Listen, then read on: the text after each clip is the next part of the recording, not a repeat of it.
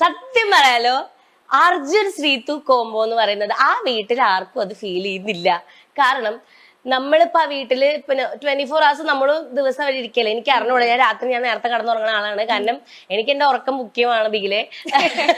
പിന്നെ അതല്ലാണ്ട് രാവിലെ പിന്നെ ഈ പാട്ട് വെച്ച് എണീക്കുമ്പോ ലൈറ്റ് ഓഫ് ചെയ്ത് അപ്പൊ തന്നെ പോയി കിടന്നുറങ്ങും. ലൈറ്റ് ഓഫ് ചെയ്ത് കുറച്ചു നേരം സംസാരിച്ചിട്ട് ഞാൻ പോയി കടന്നുറങ്ങും. എനിക്ക് പിന്നെ അതിന് മേലെ കണ്ടന്റ് ഒക്കെ ഉണ്ടാക്കിയിട്ട് വയ്യാത്തോണ്ടാ. അപ്പൊ ഇതിന്റെ ഇടയിൽ രാത്രി എന്ത് കണ്ടന്റ് നടക്കണത് എനിക്കറിയില്ല. അല്ലാത്ത നേരത്തൊന്നും എനിക്ക് അറിഞ്ഞൂടാ ഇവര് അവിടെ ഇരുന്ന് സംസാരിക്കണമെന്ന് ഞാൻ ഡേ ലൈറ്റിൽ ഞാൻ കണ്ടിട്ടില്ല. ഓക്കെ, അപ്പോ ഇവിടെ വന്നിട്ട് ഒരുപാട് പേര് ആ കോംബോ ആണ്, അതാണ് ഇതാണെന്നൊക്കെ പറയുമ്പോ എനിക്ക് ഈ ലൈവിലൊക്കെ ചില സമയത്ത് മാത്രം ഒന്ന് കണ്ടുമുട്ടുമ്പോ ഇത് മാത്രം കട്ട് ചെയ്തിട്ട് ഒരു കോംബോ ക്രിയേറ്റ് ചെയ്യുന്ന പോലെ like they are trying to make മീൻ അർജുനും ശ്രീതും ട്രൈ ചെയ്യണമെന്നല്ല ഞാൻ പറയണേ, പുറത്ത് അത് വെറുതെ ട്രൈ ചെയ്തിട്ട് ഒരു കോംബോ ക്രിയേറ്റ് ചെയ്യുന്ന പോലെ എനിക്ക് തോന്നി. കാരണം അതിന്റെ ഉള്ളില് അർജുനും ശ്രീതു ഒന്നും അങ്ങനെ എനിക്ക് ഫീൽ ചെയ്തിട്ടില്ല എന്നുള്ളതാണ്. അപ്പൊ അങ്ങനെയാണെന്നുണ്ടെങ്കിൽ ഉള്ളില് നമ്മൾ കാണാത്ത വല്ല കോംബോ ശരിക്കും ഉണ്ടോ? ഞാനും സിബിനും നിങ്ങൾ കണ്ടിരുന്നു ആ കോംബോനെ?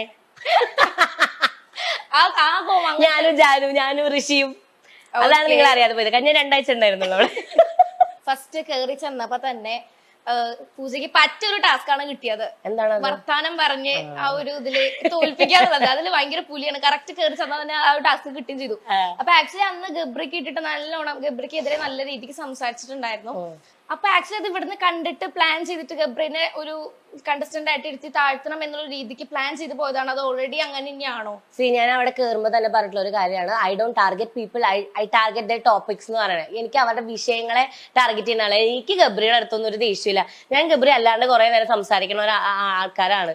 അതുകൊണ്ട് എനിക്ക് ഗബ്രിയുടെ അടുത്ത്, പക്ഷേ ഗബ്രി പറയുന്ന സ്റ്റേറ്റ്മെന്റും ഗബ്രി ചെയ്യുന്ന പ്രവൃത്തിയും തമ്മിൽ ഭയങ്കര ഡിഫറൻസ് വരുമ്പോൾ പിന്നെ എനിക്ക് സത്യം പറഞ്ഞാൽ നല്ല മെമ്മറി ഉള്ള ഒരു കുട്ടിയാണ് ഞാൻ. എനിക്ക് ഒരു കാര്യം ഒരാൾ ചെയ്ത് പിന്നീട് ഞാൻ അങ്ങനെ മറക്കുന്ന ആളല്ല.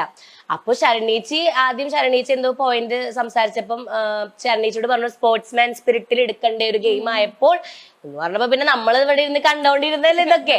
അപ്പൊ പിന്നെ കയറി അടിച്ചങ്ങ് സംസാരിച്ചു. പക്ഷെ ഐ തിങ്ക് അതൊരു ഹെൽത്തി ആയിരുന്നു ഭയങ്കരമായിട്ട്. ഞാനും ആണ് ഗബ്രിയേനെ പിന്നീട് നമ്മൾ അവിടെ വന്നിട്ട് അതിനെ പറ്റി ചർച്ചയോ കാര്യങ്ങളോ ഒന്നും ഉണ്ടായിരുന്നില്ല.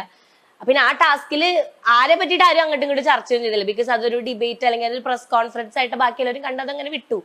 പക്ഷെ ഇവിടെ വന്നപ്പോ അത് ഭയങ്കര മാസമായി, ആകെ വൈറലായി. പൂജ എങ്ങനെയായിരുന്നു എന്നൊക്കെ ആയി. അതില് പിന്നെ സംസാരിക്കാനൊക്കെ നന്നായിട്ട് അറിയാം. പക്ഷെ അത് എന്റേതായ ഒരു സ്പേസിൽ വന്നിട്ട് അല്ലെങ്കിൽ അവിടെ ഞാനാ സംസാരിക്കണേ. എനിക്ക് അവിടെ ഇവിടെ എന്ന് പറയുമ്പോൾ ഞാൻ എന്റെ ഗസ്റ്റുകളോട്, അത് ദേ ആർ മൈ ഗസ്റ്റ്. അപ്പൊ എനിക്ക് എന്റെ ഒരു അപ്രോച്ചിനോട് ലിമിറ്റേഷൻസ് ഉണ്ട്. അല്ലെങ്കിൽ എനിക്ക് അവരെ ഹാപ്പി ആയിട്ട് വെക്കണം. കാരണം ദാറ്റ് ഇസ് ഒരു കർട്ടസി ആണ് അത്. പക്ഷെ അവിടെ എന്ന് പറയുമ്പോൾ അമ്മ കണ്ടസ്റ്റന്റ്, എന്റെ ഈക്വൽ ആയിട്ടുള്ള നമ്മള് ഫൈറ്റ് ചെയ്യണേ. So it's A fight. So അത് ഫെയർ ആയിട്ട് ഫൈറ്റ് ചെയ്യാന്നുള്ളതേ ഉള്ളൂ.